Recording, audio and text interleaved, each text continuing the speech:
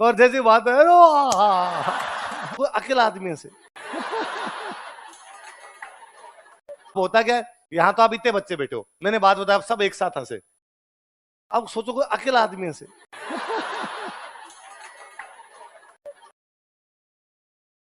कानों में ईयरफोन लगा रखे और जैसी बात है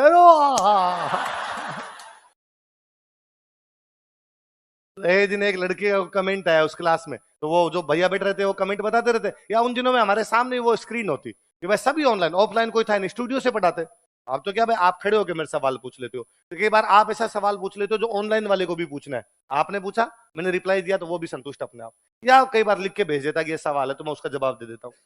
उन दिनों में जब सारे आप लोग जो ऑफलाइन स्टूडेंट थे उनको हमने ऑनलाइन कर दिया, भाई कोरोना में आ सकते नहीं थे, तो हमने ऑफलाइन को कहा भाई तुम ऑनलाइन हो और तुम घर पे बैठ के पढ़ो और जो भी तुम्हारे समझ में आए लिख दो इसमें। जो बीच में कोई एक आधा आता रहता। अब होता क्या, जब बच्चे को पता चला मैं लिख सकता हूँ तो वो सवाल पूछता ही नहीं था, फिर वो आ नहीं रहा तो उसकी वो भड़ास भी होती थी कि यार क्लास गए ने, फिर उसको ये भी पता था कि सर को पता भी नहीं कौन कमेंट कर रहा है, भाई वो नाम लिखता अलाउद्दीन खिलजी आईडी का नाम वैसे स्प्रिंग बोर्ड दा लाडला है ना, पापा की परी मादा लाडला बिगड़ गया टाइप के कुछ, और फिर उधर से तो फिर उधर से कहता सर आज तो जोरदार लग रहे हो, सर आज तो बाल कटा लिए, सर आज बॉडी वैसे वैसे कमेंट कर दे। कोरोना में बैठे बैठे वही परेशानी होते थे घर में। तो एक दिन एक लड़की ने मैसेज किया, कोई एक बात चली उसमें कई देर तक यूं हंसी वाली सी बात, कई बार होता है चल पड़ती है फिर हंसी आई फिर हंसी आई, तो उसने एक दिन लड़की ने कमेंट किया सर हंसना बंद कीजिए, मेरी मम्मी डाउट कर रही है कि तुम पढ़ती नहीं है, तुम कोई और किसी से बात कर रही है